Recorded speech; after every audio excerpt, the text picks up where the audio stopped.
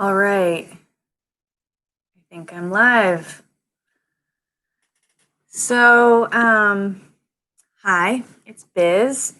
A little bit different than the videos you've been seeing us post with Matt sharing, which has been awesome. I've often been in the kitchen making breakfast while he's been making those videos, and I hope you all have been enjoying them. I have been wondering when I would get back to this side of the screen. And yesterday kind of had my first moment of thinking about a topic that I have been talking with some folks about recently, that I felt called to share with you all. So I hope you're all doing well this Saturday morning out there in the universe. What I'd like to spend some time talking about this morning is actually something that I have really struggled with a lot of my life, but definitely in the last few months, where my schedule, my way of being in the world, just as I'm sure for all of you, has been very different. Understanding how I exist, how I manage my time, how I use my time, and how what's happening around all of us is impacting us in different ways to varying degrees. And just, yeah, the toll. I guess I'll just say that I am very aware it's taking on all of us to move through this period of, I guess some people are saying awakening, which I hear, but this real, I guess dropping into a deeper awareness of reality is what it feels like for me, and that's how I kind of understand the word awakening. Awakening to an understanding of what's happening, and for many folks that's happening for right now, it's because while that was happening already and had been happening for a long time, hadn't yet touched them personally. And so the issues of today are touching many more people. So, yeah, COVID and racial unrest and the election, for those of us living and existing in the United States, has created this kind of daily occurrence of stress on our nervous systems. And I know for me, when my schedule shifted, I personally had a little bit more time and a little bit more flexibility that, one could argue would be great, to be able to have and do with what I will. And it was, and I was grateful, and I did engage in a number of different actions that I was happy to have the time for and the space. But fairly quickly,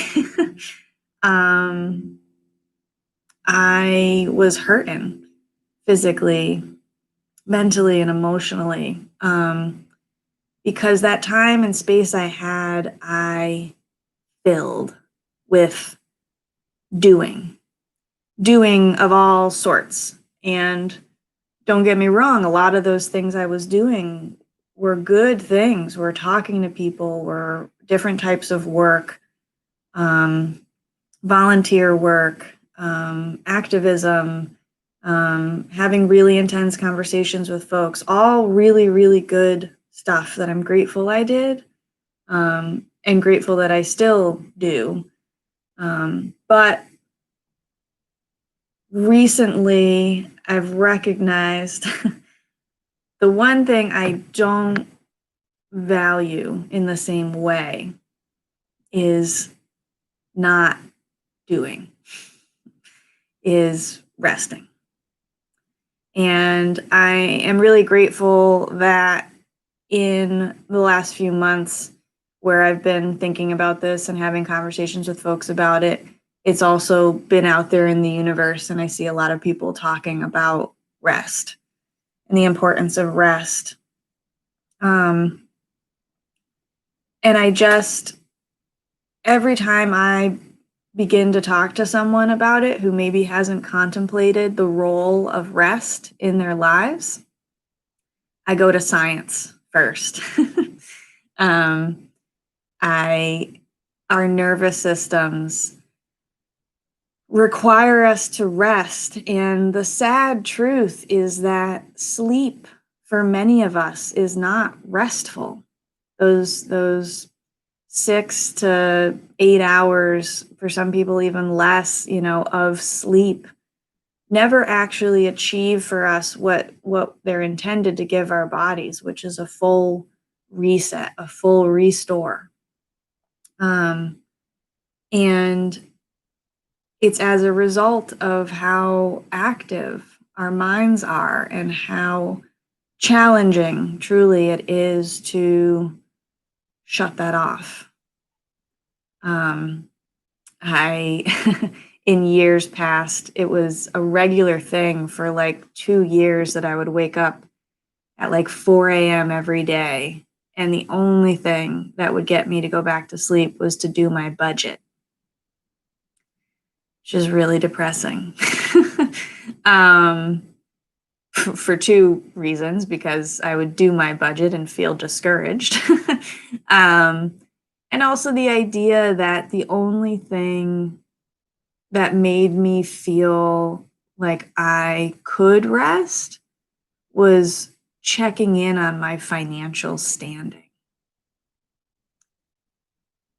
And that's why talking about rest right now feels so important. Yes, our nervous systems are inundated with stimulus right now. And so it's important to find rest. But we can't find rest if we haven't given ourselves permission to rest. And the thing I've realized in myself, and the thing that's been validated in so many conversations with people I love and who are beautiful people, and it's easy for me to tell them how valuable and worthwhile they are, but it is challenging for us to give ourselves permission to not do anything. Not even just to sleep, but just, to take time for leisure, for fun, for something that nourishes us. But it seems that those things in our culture, in our society, are not revenue generating activities. And for a lot of us, and I'll just speak for me personally, there was definitely a period of time where if I wasn't making money, I didn't feel worthwhile. I didn't feel like I was doing enough.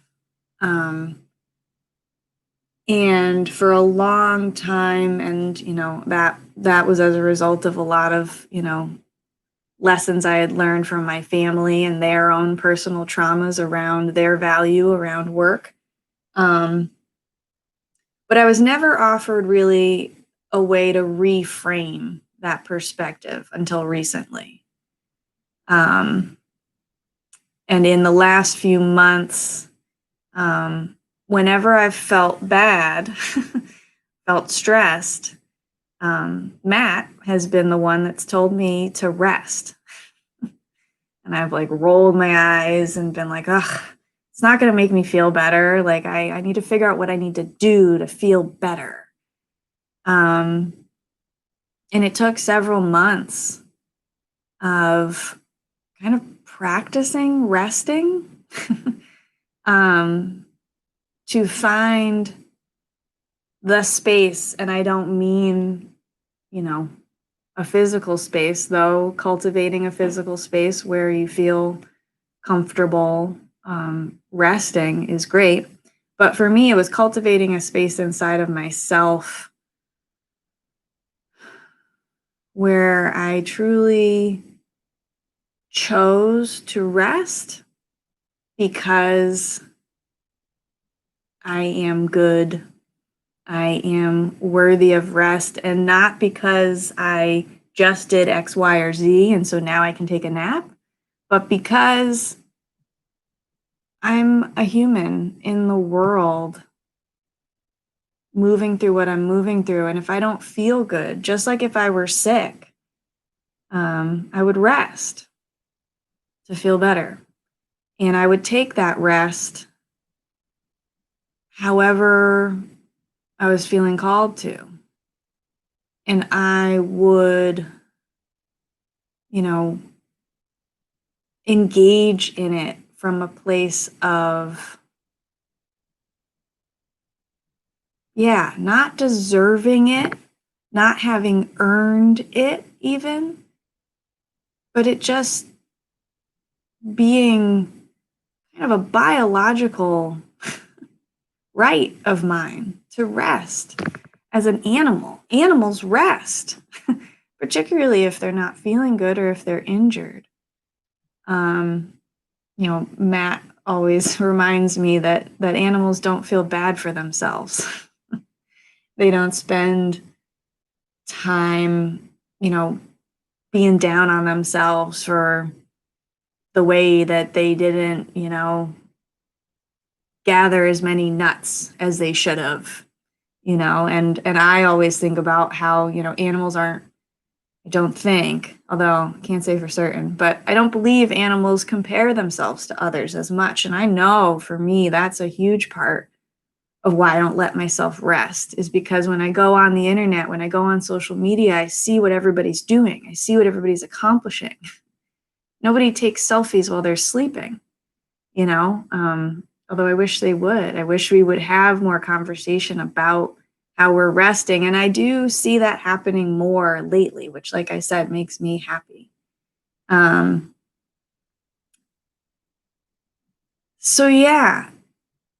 order to be able to rest, we need to give ourselves permission to rest. So I can talk endlessly about how it's good for our nervous systems, but to get us to lay down and actually rest requires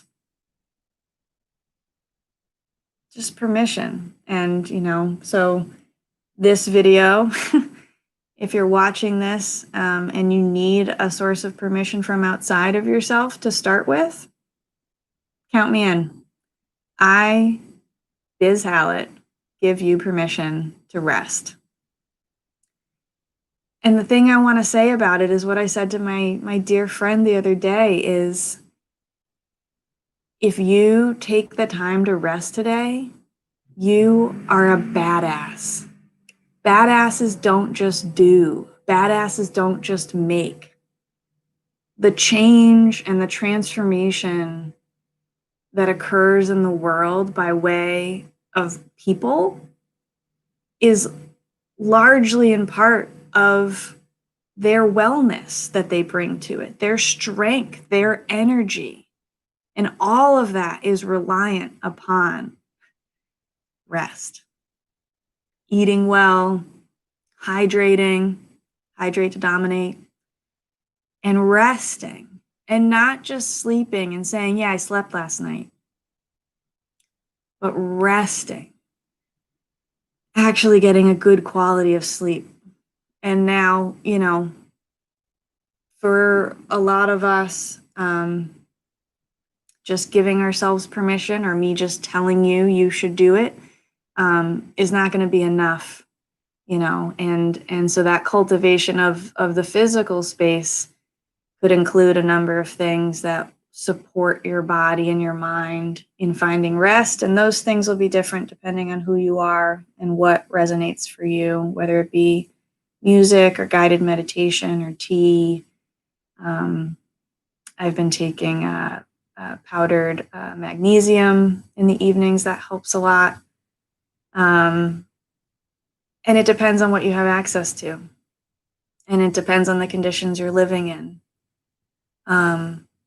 And so in that way, you might have to find rest in different ways, in different places, at different times. But I wish for all of us to contemplate practicing radical rest, is what I called it with my friend. Radical rest that we can engage in with just as much enthusiasm and value as we do the tangible things that we do in our work, in our activism, and in our communities, and recognize that the rest is fueling everything else that we do. And so if you're struggling to rest because you think you're lazy, or you think it doesn't have as much value to yourself or to the world around you, flip that script, for real. I follow an account on Instagram called The Nap Ministry, which I think is awesome because Matt and I are the Wandering Ministry. So The Nap Ministry is a woman named Trisha Hersey. I believe she's in Georgia. And it's literally an entire account about resting. I believe they've done performance art around it. And I wanted to share one particular quote that actually was the impetus for me knowing I wanted to post this video today because somebody on Instagram had reshared it. Rest is a form of resistance because it disrupts and pushes back against capitalism and white supremacy. Yeah, I wanted to quote that because I can't say it better. We live in a culture of doing, and the doing dictates our value.